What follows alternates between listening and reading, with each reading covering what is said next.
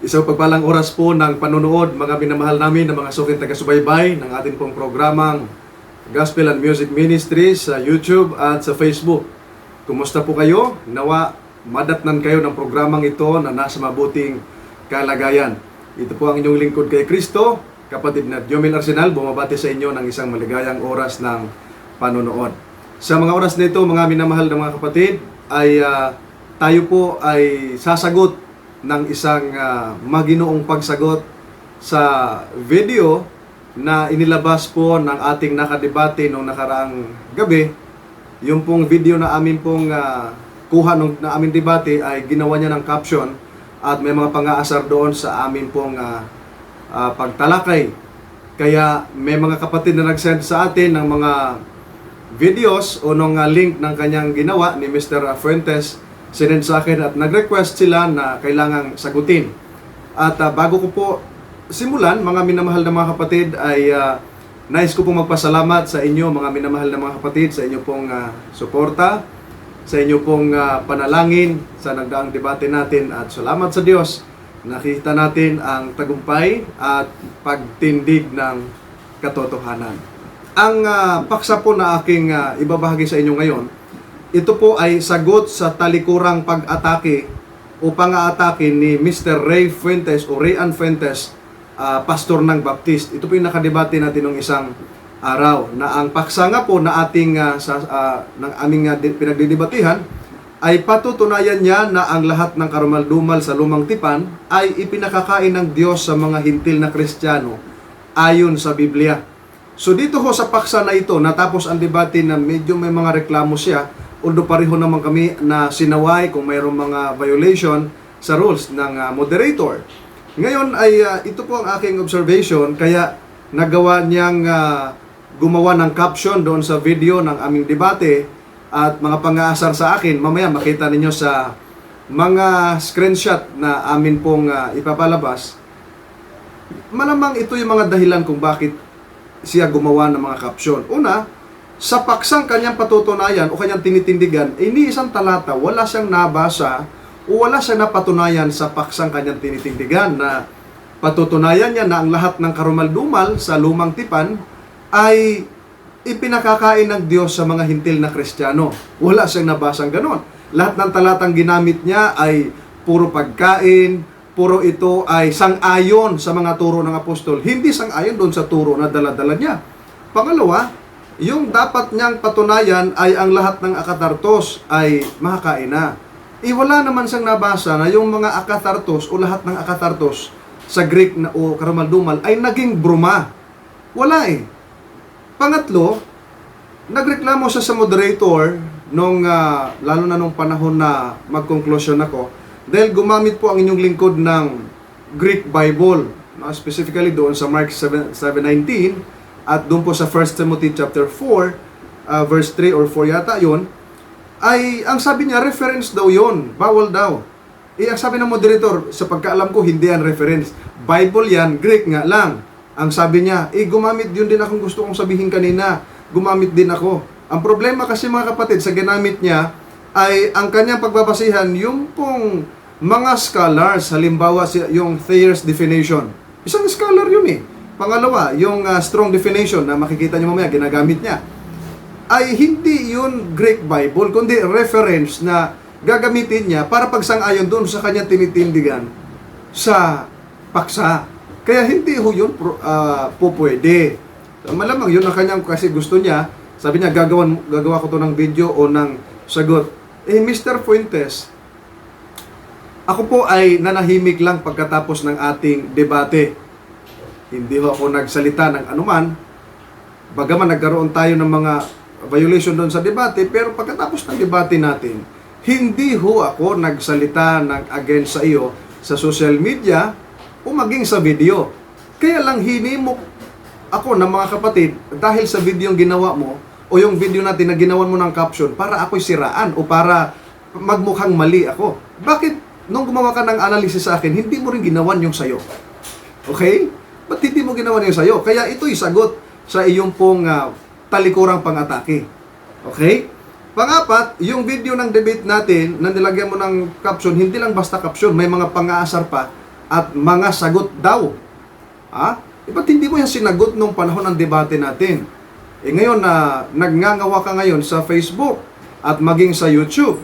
Kaya kung yung titignan, maging doon sa Pag-aralan Top Fan ay pinost mo yung broma na pinalalabas mo na ito ay akatarton. Maling-mali ka dyan.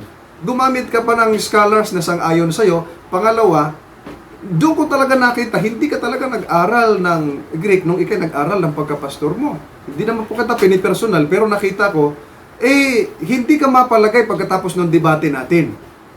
Okay? Halos lahat ng group, pinupuntahan mo, pinupost mo yung ganun. Akala mo, tama yung iyong palagay.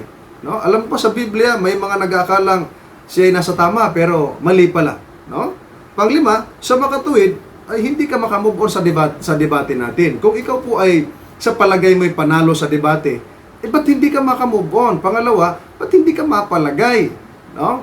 Kaya mga kapatid, ito po yung sagot sa atake ni Mr. Fuentes doon sa akin kasi kung mamaya kung titingnan, may mga screenshot po na pinapalabas siya.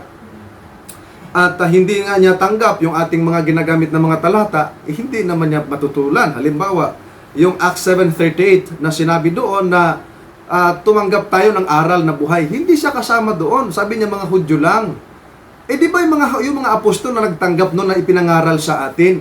Di ba sila yung tumanggap ng aral na ipinigay sa atin? Ipinangaral sa atin? Saan ba galing yung aral na dala-dala mo? Okay? Halimbawa, sabi ni Apostol Juan 2:7, mga minamahal, wala akong isinusulat sa inyo na anumang bagong utos, kundi ang dating utos na nasa inyo buhat ng pasimula. Ang dating utos ay ang salita na inyong narinig.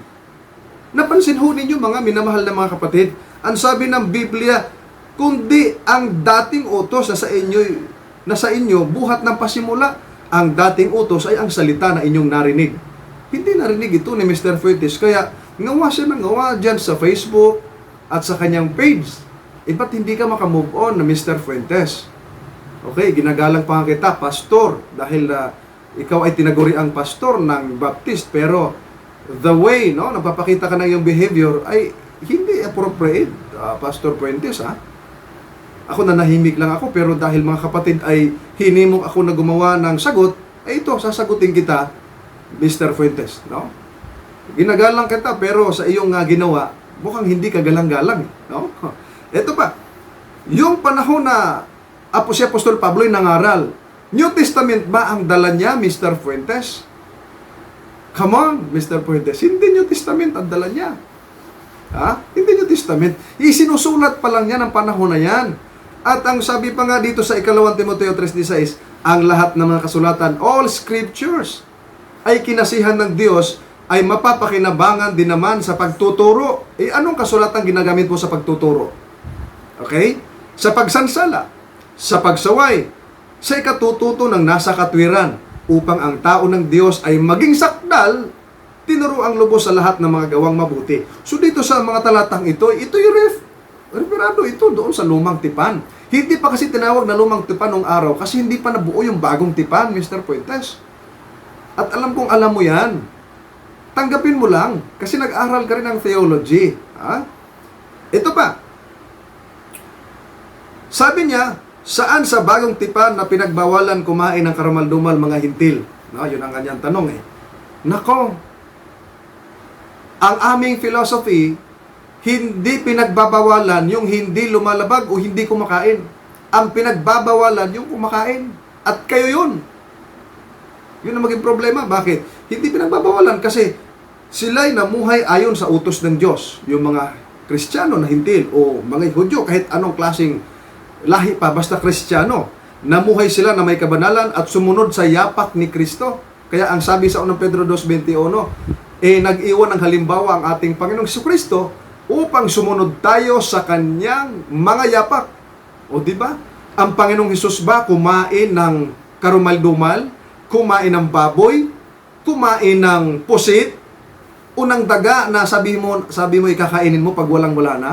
Come on. Kung tunay ka na Kristiyano, sumunod ka sa yapak ni Kristo. At maging yung mga apostol. Okay? Hindi ang mga apostol kumain ng karumaldumal. Wala kang mabasa niyan kahit isang talata. Okay?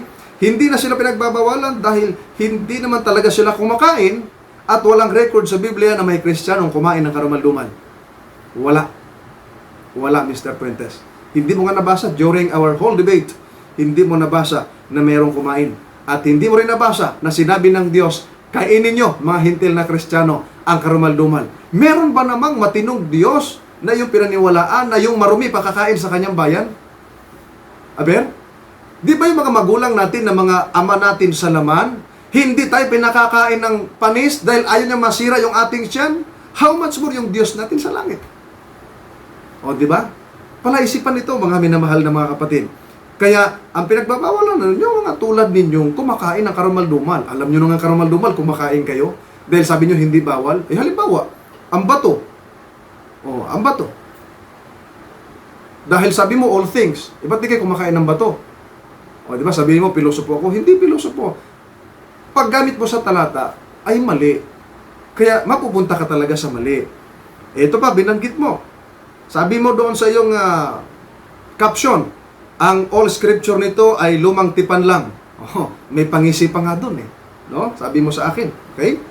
Pero gusto kong sabihin sa iyo, noong panahon na sinulat ni Apostol Pablo yung kanyang epistles, specifically yung 2 Timothy chapter 3, ay hindi pa buo ang New Testament. Kaya yung tinutukoy niya, he was referring to the Old Testament.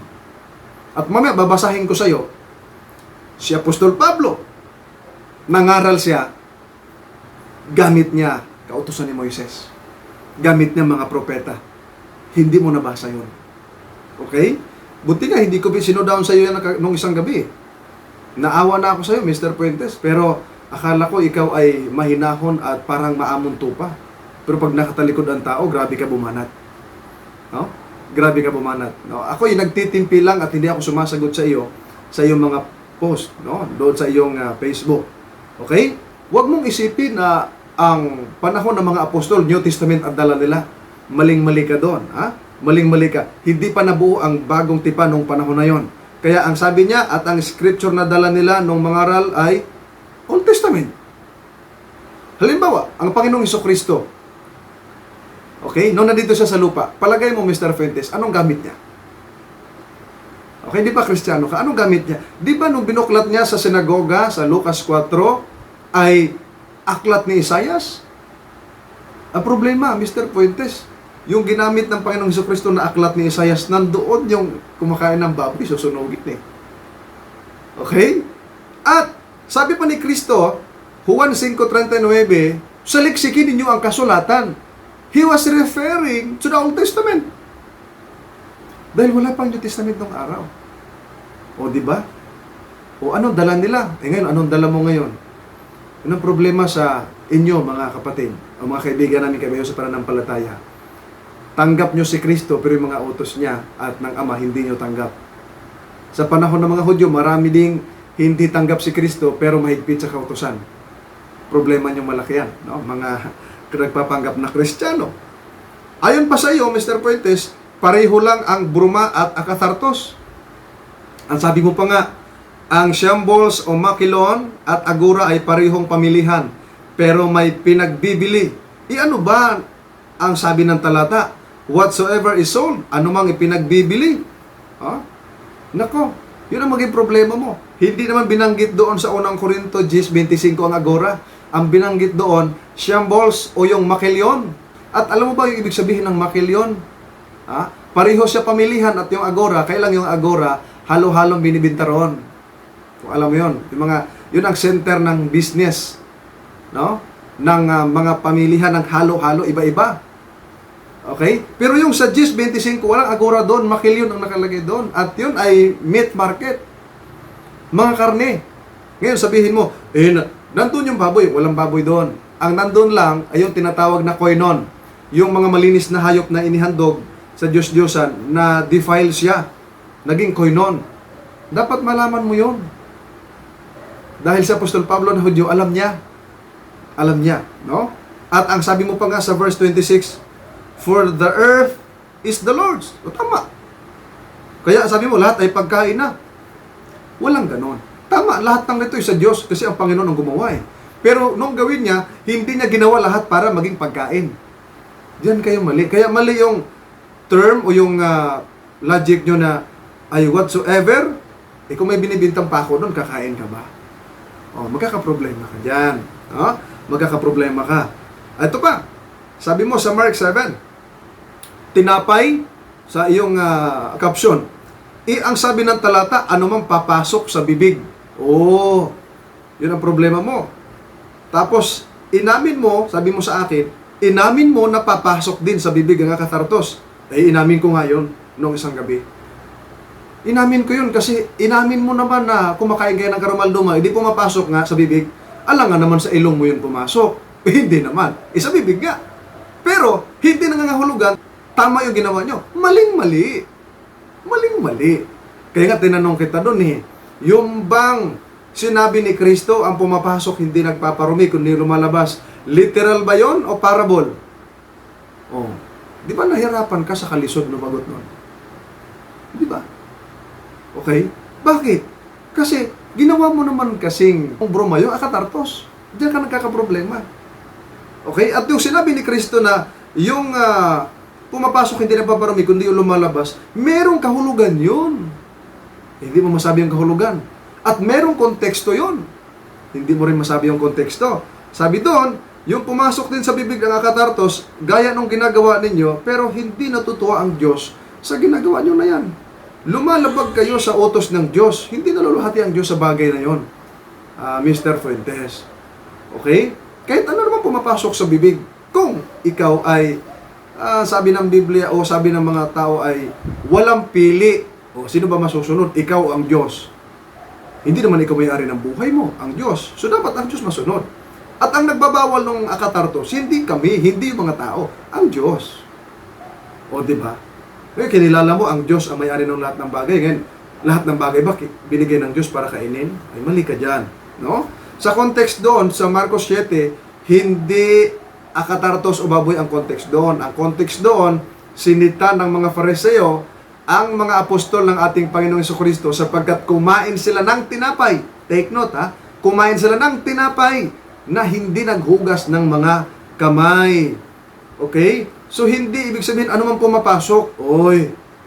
Huwag mong iliteral yun, parabol nga Parabol. No? At yung kasagutan noon, nasa Mateo 15:20 na mayroong similar na storya. Ay ang sabi ni Kristo, nung sabihin niya, hindi pumapasok ang nagpaparumi, kundi lumalabas, gaya ng mga pagpatay, isip ng pagpatay, kung ano mga bagay na iniisip mo lumalabas, ay nakakahawa. Yon. Sabi dito sa verse 20, ito ang mga bagay na nakakahawa sa tao. Datapwat ang kumaing hindi maghugas ng mga kamay ay hindi nakakahawa sa tao. So ang sagot ni Kristo doon, ang kahulugan, yung pagkain na hindi naghugas ng kamay, hindi nakakahawa sa tao. Sa mga Fariseo, nakakahawa. Bakit? Kasi tradisyon nila na before kumain, dapat maghugas talaga ng kamay. Ewan ko lang, Mr. Prentice, ikaw kung naghugas ka ng kamay before kumain, lalo na pag walang kutsara, at lalo na kapag kagaling ka nag-CR, ewan ko na lang. No? Ewan ko na lang ano mangyayari. Okay? At ayun pa, sabi mo, kailan daw nalinis ang bruma? Sabi mo. Sino confused ngayon? Brumal either forbidden or allowed. Tapos sabi mo pa, nagmamagaling. Come on, hindi ako nagmamagaling. Sinasabi ko lang yung katotohanan. Napilit mong tinututulan, pero kailanman, hindi mo natutulan. Ang sabi ko, hindi ko sinabi na kailan daw nalinis ang bruma. Ang sabi ko, kailan naging marumi ang bruma. Binago mo yung sinabi ko Akala mo, hindi ko nireview yung video natin. Nireview ko bago ko ito sinagot. Ang sabi mo doon sa caption mo, kailan daw nalinis ang bruma? Tapos sabi mo sino confused ngayon? Confused ka pa rin. Hindi ako confused kasi ang sinabi ko doon at malinaw sa aking pandinig na ang sabi ko, kailan naging marumi ang bruma? O kailan naging akatartos ang bruma? O kailan naging bruma ang akatartos? Malupit ka pala, no, Mr. Fuentes? Nagsasaksi ka ng kasinungalingan laban sa akin. Huwag ganon. Huwag ganon, kaibigan. Ang ayos mo naman kausap pag nag-uusap tayo Pero pag patalikod, grabe ang banat mo. Huwag ganon. Hindi naman kita binabanatan patalikod Kaya ito, sinasagot kita. Bakit? Kasi hindi pwedeng hahayaan ko ang iyong ginagawa, hindi maganda. Pwede man namang manahimik ka na lang eh. And let your members defend kung totoo yung iyong pinagtatanggol. Okay? And let God defend you. Pero hindi eh. No, hindi kailanman nagdidepensa ng Diyos ang kasinungalingan. Okay? Ito pa, sabi mo sa iyong kapsyon, oo, strict sila sa dietary law, hindi kakasama. O, sabi mo ito sa akin, ano? At ang paghuhugas para nga walang germs na nasa mga akatartos ninyo. Ikaw naman, bruises ay food pa rin yan. Noun sa context ng Roma 14. Sabi mo sa akin na strict yung mga Hudyo na dietary law, sa dietary law, pero hindi ako kasama. Okay, kasama nga kami. Bakit? Gaya nila, concerned din kami sa health namin, gaya ng pagmamalasakit ng Diyos sa aming mga katawan at maging ng Apostol Juan o ng mga apostol. Kayo kasi, kahit concern ang Diyos sa inyo, kayo naman walang concern sa inyong katawan. Okay? Wala kayong concern sa inyong katawan. Kaya, kumakain kayo ng karumal-dumal. Di ba? Kumakain kayo ng karumal-dumal. At ito pa, yung paghuhugas ng mga kamay ay tradisyon yon ng mga Hudyo o saling sabi ng mga Hudyo.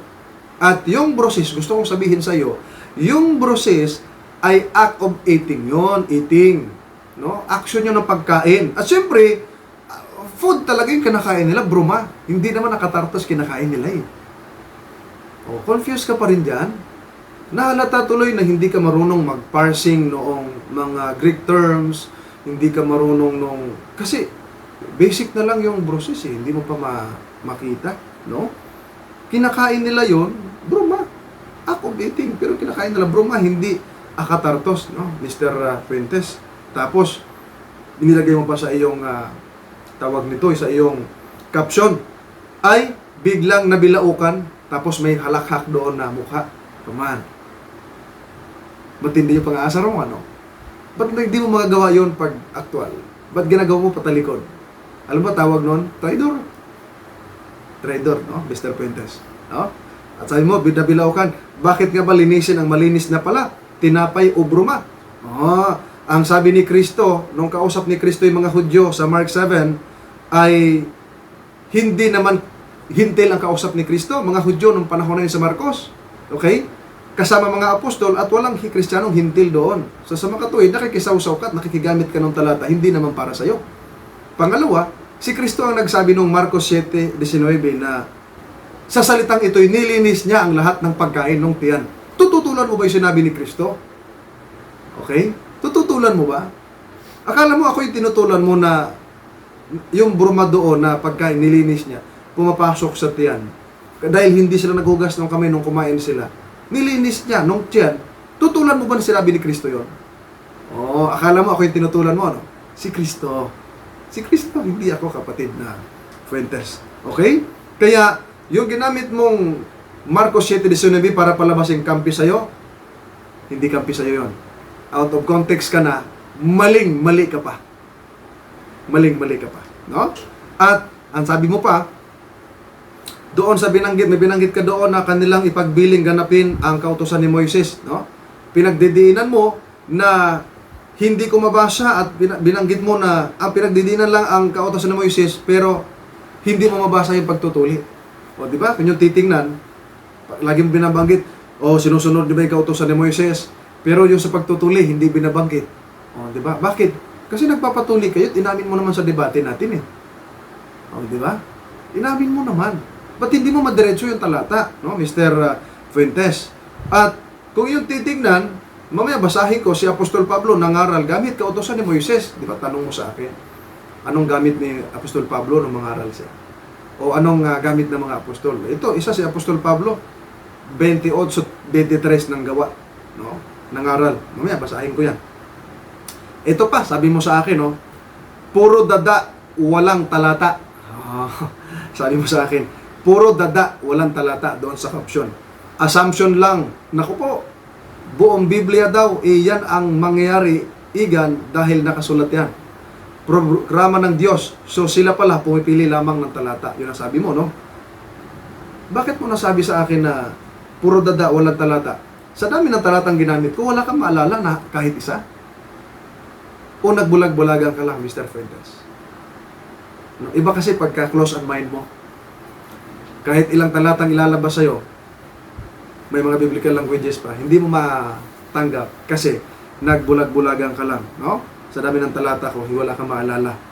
Oo, tama yon. Program ng Diyos yon na huwag ipakain ng karumal-dumal o yung tame o yung akatartos sa mga anak niya. Ngayon, kung anak ka niya, dapat hindi ka rin kumakain.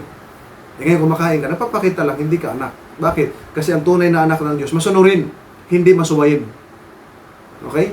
Ang tunay na anak ng Diyos, masunurin, hindi masuwayin, Mr. Fuentes. No? Tapos, may caption ka pa. Ito pa. Isaiah 66:19. Ang sabi mo, nasa 19, kami. Yung nauna, Hudyo sila. Pakibasa ang 19. Oh, come on. Nilagay ko nga doon, Gentiles, no? Sabi mo, kasama ka nga, Mr. Fuentes, eh. Kasi magkadugtong 15, 16, 17, 18, 19. Magkadugtong, eh. No? At ang sabi dito, basahin natin yung binanggit mo. Hindi kumakain ka ng karumal-dumal, tapos sabihin mo, di ka kasama. Ito, examine natin. Ang sa 19, ganito nakalagay, oh.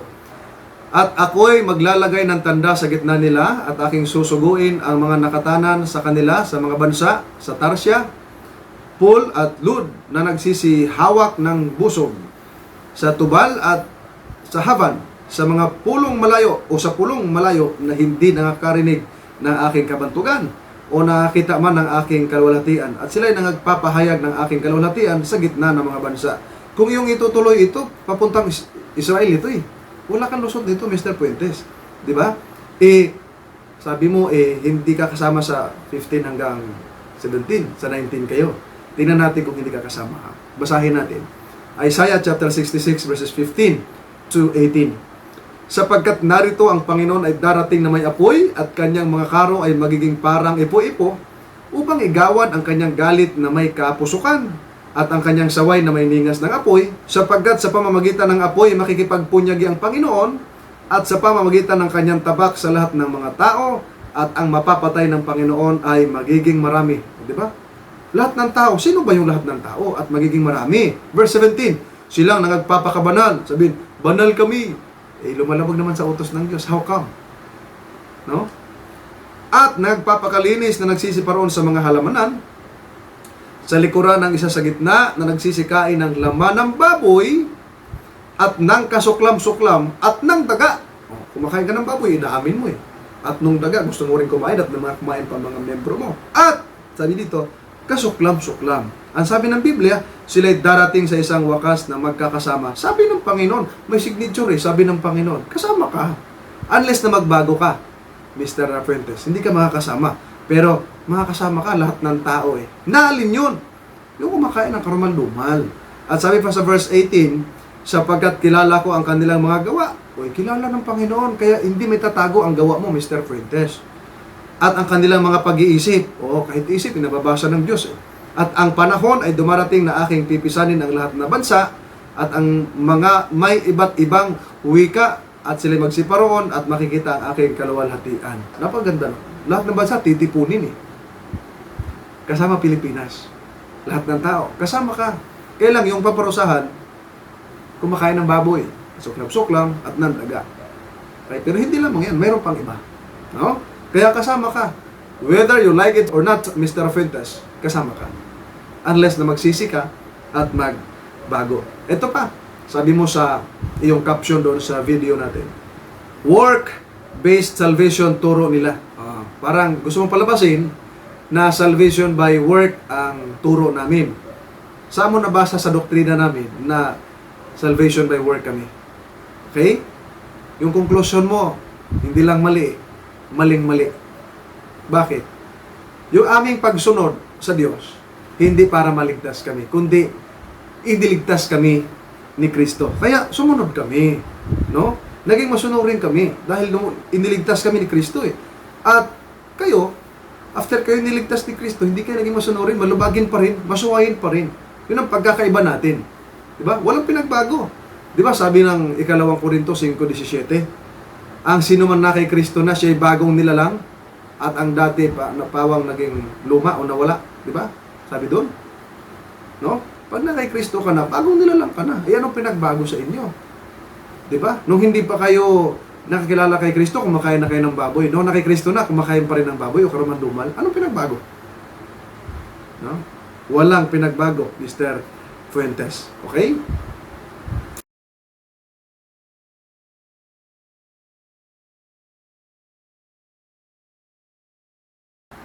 Nabasa. Nagbingi-bingihan ka lang, Mr. Fuentes. Ulitin mo yung video natin. Pakinggan mo kung hindi ko nabasa. Nabasa ko. Kaya lang, pinagdidiinan mo lang yung kautusan ni Moises, hindi mo pinagdidiinan yung tuli. Ito basahin natin. Sa verse 1, chapter 15, verse 1. At may ibang mga taong nagsisulong mula sa Judea ay nagsipagturo sa mga kapatid na sinasabi, maliban na kayo'y mga tuli o magtuli ayon sa kaugalian ni Moises, ay hindi kayo mga ligtas. Di ba? Siguro natakot ka sa talatang ito, nagpatuli ka. Yun ang problema kasi tinanong kita sa debate natin, tuli ka ba? Tuli. Di ba yung utos na yan kay Moises yan? Ba't mo sinusunod? Sabi mo, para sa health, concern. Oo, palusot. Kailan ba itinuro yan? Di ba ang tanging nagturo niyan? Mga Hudyo. Napatuli ka Di ba? Problema mo yan malaki. Tapos sa 15:5, datapot nagsitindig ang ilan sa sekta ng mga Fariseyong nagsisampalataya na nagsasabi, kinakailangan sila'y tuliin at sa kanila'y ipagbiling ganapin ang kautosan ni Moises. Pinagdidiinan mo sa amin yung kautosan ni Moises, pero hindi mo maidiin sa sarili mo yung pagtutuli. Yun ang problema mo. Bawat debate nyo ng iba kong mga kasamahan, lagi may pagtutuli, ikaw nakasama Yun ang pinagtataka ko. Di ba? Tapos sabi mo, sinusunod yung kautosan ni Moises. Dahil ba ginamit yung 5 books of Moses, tinawag sa kanya ay, ibig ba sabihin, labagin na natin lahat yon at tanggalin na natin yon? Magka-problema ka. Wala kang panimula kung walang creation, Mr. Fuentes. At binanggit ko kanina, nasa Acts 28 verse 23, nangaral si Apostol Pablo, gamit kautusan ni Moises. Doon ka sumablay. Doon ka sumablay. Ito pa, sabi mo, makilyo sa makatuwid kahit anong karne na pinagbibili ipakain sa mga hintil na Kristiyano. Tama, kahit anong karne dapat na malinis o nandoon sa makilyon. Wala namang baboy na binibinta ron Wala. At hindi mo kayang patunayan yan sa Biblia. Na may karning baboy na pinagtitinda roon. Manapa, meron na ipagtinda doon ng mga koinon, mga nahawaan, dahil inihandog sa Diyosan. No? Inihandog sa Diyosan. At yung makilyo o yung makilo ay meat market yun na kung saan malilinis na hayop ang nandoon. Okay? At yung tinatawag nating koinon. Bakit naging koinon siya? Dahil ito inihandog sa Diyosan, ito'y malinis na nadungisan. Kaya ang tawag ng koinon, ibig sabihin, defiled or common. Kaya walang problema doon. Yung talata nga, kampi sa amin kontra naman sa iyo. Di ba? Kaya nga, kung yung titingnan, sabi doon, ayon sa budhi. O dapat, i-consider mo yung budhi mo, Mr. Fuentes. Kaya lang out of context yung pagkagamit mo. Number 15, sabi mo, saved by the bell ako. No? Nasagot, bruma na malinis. Yung caption mo sa video na saved by the bell ako, wala ka lang ibang masabi. O di kaya ay, wala ka kasing nakitang mali sa aking sinabi. O di kaya hindi mo kasi natutulan. Kaya ang nasabi mo na lang, saved by the bell. Pakinggan mo, kung hindi ko nasagot ko. Di ba? Yung ginamit na sa Marcos 7:19 na nilinis niya ng tiyan, ang pagkain, yung pagkain ay bruma, na narumihan sa magitan ng pagkain ng kamay na hindi hinugasan bago kumain. Itradisyon ng mga Hudyo yun Walang problema doon. Ikaw may problema sa talata, Mr. Fuentes. No? Sabi mo, bruma, bakit kailangan linisin pa? Nung pumasok kasi, yung ginamit nila kamay na hindi hinugasan ng kamay. Hindi mo naintindihan yun. Diba? Kumain sila ng tinapay. Ginamit nila yung kamay na hindi hinugasan. Ay nadumihan. Diba? So, sabi ni Kristo, pag kumain, nalinis naman ang tiyan. Hindi mo alam yun. No? Mr. Fuentes. Tapos, sabi mo pa sa akin, nag-isa sa sariling mantika, allowed or forbidden ang nilinis pala, yun ang bruma. Kailan naging akatartos ang bruma, Mr. Fuentes? Kailan naging bruma ang akatartos? Binaligtad ko yun dalawa. Hanapan mo ako. Wala. Kasi hindi mo makita Hindi ko nga makita doon sa caption mo yung the term akatartos na naging bruma. Wala. Kahit sa talata, wala eh. O, di ba? So, wala kang maipipisil na iba kasi hindi mo siya masyadong naintindihan yung pagkakaiba niyan. Sabi mo pa kagabi, anong isang gabi? Yung natutunan mong Greek ay napulot mo sa newspaper. Saan yung banda? Nagbibiro ka ba doon o nagsisinungaling ka? No. Mr. Fuentes. Okay? Ito kasi ang sabi ng Biblia eh. Marcos 7:19 at si Kristo nagsalita nito. Sapagkat hindi pumapasok sa kanyang puso, kundi sa kanyang tiyan at lumalabas sa dakong daanan ng dumi. Sa salitang ito'y nililinis niya ang lahat ng pagkain. Sa Greek ay tabromata. Not yan. Ha? Walang problema dun sa amin eh. Kayo may problema. Kasi minamali nyo ang context. No? Sa Biblia, kailanman ang akatartos hindi naging bruma. At walang record sa Biblia. Ngayon, sabi mo, ay yung meats doon o yung bruma sa 1 Timothy chapter 4 verse 3 ay pinagbabawal. Forbidden. Hindi. Ang nakalagay sa chapter 4 verse 3 ng unang Timoteo, ganito. Forbidding to marry and commanding to abstain from meats, which God hath created to be received with thanksgiving of them, which believe and know the truth. Itong broma dito, pagkain ito, hindi ito akatarton. O hanapan mo ako ng akatartos. Nakalagay dyan. Hindi. Yung forbidding dyan, to marry at ipinalalayo sa pagkain ng mga lamang kati.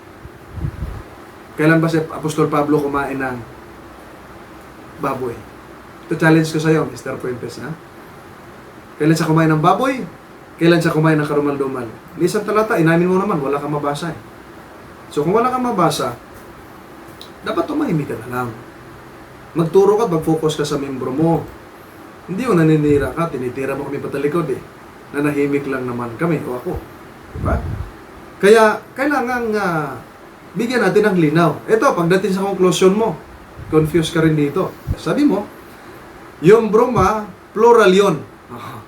Yung brosis, singular yun. Diba? Yun ang binanggit mo kanina. Mali ka dyan. Hindi lahat ng broma ay plural. Okay? Meron din singular. Gulat ka ba? Ito, sabihin ko sa'yo. Unang Korinto 8:13. Yung broma dyan ay singular. Search mo sa Greek mo. Diba? Unang Korinto 8:8. Yung broma dyan, singular. Romans chapter 14 verse 15. Yung broma dyan ay singular. Sino sabi sa atin na kasinungalingan ngayon? Di ba ikaw? Di ba? Meron ba namang broma na plural? Meron, depende sa paggagamit. Halimbawa, 1 Timothy chapter 4 verse 3. Bromaton ang nakalagay, plural. Mark chapter 7 verse 19 ang nakalagay, bromata. Plural din yan. Okay? So, hindi lahat ng broma ay singular. Meron ding plural. O hindi lahat ng broma ay plural. Meron ding singular. Okay? Mr. Fuentes? At yung broma, kailanman hindi naging akatartos yun. Tandaan mo yan. Huwag ka lagi naka-stick sa mga references. Mag-stick ka sa Bible. Kasi hindi lahat ng references akma sa Biblia. Yung iba, kinokontra Biblia. Huwag ka maniwala doon sa kumukontra sa Biblia. Okay? At sabi mo pa doon sa iyong video, nilinis niya lahat ng pagkain. Malinis na pala. Bakit lilinisan pa? Kaya nga, sinabi ni Kristo na nilinis niya lahat ng pagkain kasi nung kinain nila, gamit yung kamay na hindi naghugas ng kamay, hindi naghinugasan. Sa tradisyon nila, dapat maghugas mo na bago kumain ng kamay. Dapat basahin mo yung buong context ng Mark chapter 7. Hindi yung paulit-ulit. Okay? Hindi yung paulit-ulit. At sabi mo, hindi lang tinapay ang kinain doon o yung pagkain. Hindi. Sabi mo kahit anong pagkain. Kahit nga, sabi mo, karumal-dumal kinakain nyo. Pero sa Marcos, hindi. Ang kinain nila doon, tinapay, specific. Kahit basahin mo sa Matthew 15, specific yun, tinapay ang kinain nila. Hindi ka lang sila naghugas ng kamay. At yung salitang meat sa English, sa Greek ay broma, ay kahit anong pagkain yon basta hindi karumal-dumal, broma tawag doon. Pag nag-aral ka ng proper na schooling sa Greek New Testament. Mr. Fuentes. Ngayon, nakita ko sa iyong conclusion, nung binasa mo yung Isaiah chapter 66, verse 15 to 18 o 17, meron kang hindi tinapos. Review mo sa video mo. Sa iyong conclusion, hindi mo ito tinapos. Ito yung pagkabasa mo. Sapagkat narito ang Panginoon ay darating na may apoy at kanyang mga karo ay magiging parang ipo-ipo upang igawad ang kanyang galit na may kapusukan at ang kanyang saway na may ningas ng apoy. 16. Sapagkat sa pamamagitan ng apoy, makikipagpunyagi ang Panginoon at sa pamamagitan ng kanyang, sabi mo pa, tibak. 2 beses mo pa binanggit yun. Tabak yan. Sa lahat ng mga tao at ang mapapatay ng Panginoon ay magiging marami. Pagdating sa 17, ganito yung pagkabasa mo. Sila nagpapakabanal at nagpapakalinis na nagsisiparoon sa mga halamanan sa likuran ng isa sa gitna na nagsisikain ng laman o hindi mo matuloy hanggang laman ka lang tapos iniba mo na yung istorya. Oy, laman lang ba talaga nakain mo na kung anong laman yan? Nako, baka mag-isip yung mga tao kung anong klaseng laman yan. Ituloy mo yung basa. Yan laman ng baboy. Tumama kasi sa'yo kaya di mo matuloy yung basa. Akala ko ba ako yung hindi nakatuloy ng basa sa Acts 15:5? Tinuloy ko yun. Dito, ikaw yung hindi nakatuloy. Review your conclusion. No? Sabi dito, at nang kasuklam-suklam, at nang daga, sila darating sa isang wakas na magkakasama. Sabi ng Panginoon. No? Darating sa wakas na magkakasama, yung kumakain nun. Kasama ka doon hanggat hindi ka magsisi. No? Repent, Mr. Fuentes. At huwag ka nang mangatake. No? Huwag ka nang mangatake patalikod. Hindi ka naman namin inaatake. At ngayon, sabihin mo, hindi kayo kasama. Okay lang sa inyo kumakain ng karmalduman. Finish talaga. No? Pagdating ng Panginoon. At sa New Jerusalem, alam mo ba, Mr. Fuentes? Revelation 21 verse 27, pakinggan mo kung makakapasok yun. At hindi papasok doon sa anumang paraan ang anumang bagay na karumaldumal o siyang gumagawa ng kasuklam-suklam at ng kasinungalingan, kundi yaon lamang mga nakasulat sa aklat ng buhay ng Kordero. Tandaan mo, Mr. Fuentes, hindi makakapasok doon anumang karumal-dumal. No? O kasuklam-suklam, kapatid na, o Mr. Fuentes. Magsisi ka na. Ang dami naman pwedeng pagkain na ipinahintulot ng Panginoon. Bakit doon ka talaga sa karumal-dumal? Ewan ko ba ba't ganyan kayo? Ha? Hindi ko ma-connect mga kapatid na nasubaybay ngayon. Dahil po, ako'y dating Katoliko. Kumakain ako ng ganyan nung ako hindi pa nakakilala sa katotohanan. Nung nakita ko yung katotohanan, nung malaman ko, iniwan ko na yung mga bagay na yan. Yan ang tunay na pagtalikod sa kamalian. Sa inyo na kay Kristo na mali pa rin. Hindi ang tunay na kay Kristo. No? Kaya, kung yung titingnan, ay ito pa sa iyong konklusyon, binalik mo ulit yung gawa 15, hindi ka mapakali rito, 1:5 at 24, hindi ka mapakali, kasi nandito yung mga mga pagtutuli at yung pagbiling kautusan ni Moises. Pinagdidiinan mo yung ipinagbilin na ganapin ng kautusan ni Moises, pero hindi mo madiinan na kailangan sila'y tuliin. Yun ang aking pinagtaka sa iyo, Mr. Fuentes. Inagpatuli ka naman, kayo ng utos sinusunod mo. Di ba? Tapos, ang patutunayan mo sa paksa natin, lahat ng karamaldumal ay pinakakain ng Diyos sa hintil na Kristiyano. Dapat sinabi mo sa paksa natin, pati yung mga malinis na inutos sa Hudyo. Ang problema, ang pinakain ng mga malinis, baka o kambing man, ay mga Hudyo. Ang problema, kumain ka, hindi ka naman niyaya. Hindi ka inalok. Anong tawag doon pag kumain hindi niyaya? Kakahiya naman Hindi ka niyaya kumain ka. Parang sa parte, hindi ka naman inimbitahan, pumunta ka at nakikain. Kakahiya yun. Tapos nung kainan na, hindi ka niyaya, kumain ka. Nakakahiya yun, Mr. Fuentes. Ito, basahin ko sa'yo. Sabi mo sa akin, sino ang nangaral gamit nangaral gamit ang kautusan ni Moises? Ito, pakinggan mo si Apostol Pablo, Gawa 28:23. At nang mataningan na nila siya ng isang araw, ay nagsiparoon ang lubhang marami sa kanyang tinutuluyan at sa kanila'y kanyang pinaliwanag ang bagay na sinasaksihan ang kaharian ng Diyos at sila'y hinihikayat tungkol kay Jesus sa pamamagitan ng kautusan ni Moises. Sablay ka dyan, Mr. Fuentes. At gayon din sa pamamagitan ng mga propeta, buhat sa umaga hanggang sa gabi. Magkakontra kayo ni Apostol Pablo. Hindi mo kakampi si Apostol Pablo. Hinanapan mo ako, hindi mo alam si Apostol Pablo una gumamit niya, no? Sablay ka dyan, Mr. Fuentes, no? At sa unang Korinto 10, 25 at 26, ayon sa konklusyon mo, sabi mo, oo, inutusan ako na kumain. Sabi mo, di ba? Saan sinabi ni Apostol Pablo na Mr. Fuentes, halika, inutusan kita na kumain ka ng karumaldumal. Saan? Saan? Sabi mo, inutusan ka kumain ni Apostol Pablo. Saan? Nag-claim ka ng wala sa Biblia, ha? Okay? At ang sabi pa nga dyan, ay huwag magsipagtanong ng anuman dahilan sa budhi. O dapat gamitan mo na yung budhi mo o yung conscience mo. No? Sapagkat ang sabi mo, sapagkat ang lupa ay sa Panginoon at ang kabuuan ng naririto. Tama, sa Panginoon. Pero hindi sinabi ng Panginoon, itong lahat ng ito, Mr. Fuentes, ibigay ko sa iyo para gawin mong pagkain. Naluko na. Walang ganon sa Biblia. No? Walang ganon sa Biblia. Kaya, Mr. Fuentes, nakiusap lang, no? Pakiusap lang bilang kaibigan. Huwag ka manira na talikuran. Huwag ka mangatake ng talikuran. Kung hindi ka nakamove sa debate na ito, kalimutan mo na lang na may nangyari. Kung hindi una palagay mo yung natalo ka, kalimutan mo na lang.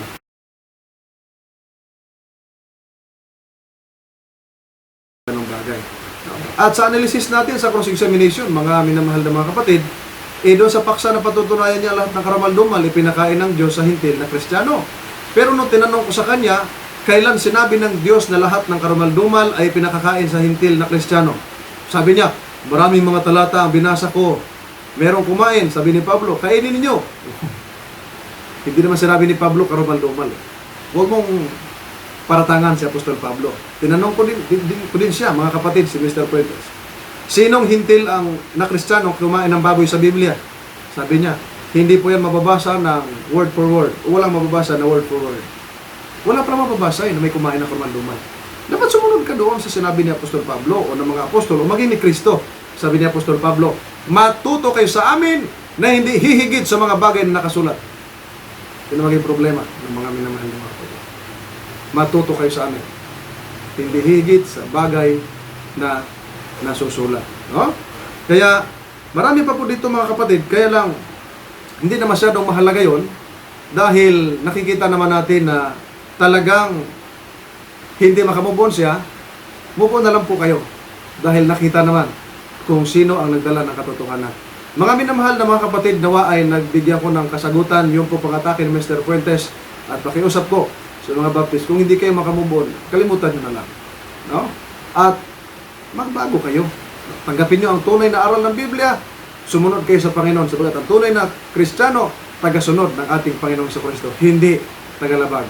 Marin na lamang mga minamahal na mga kapatid na patuloy nyo pong i-share ang programang ito, ang video na ito, upang marami po ang makinabang. Ang pagpapala ng Panginoon ang sumagana sa inyong mga tahanan. Maraming salamat po at magandang araw sa inyo.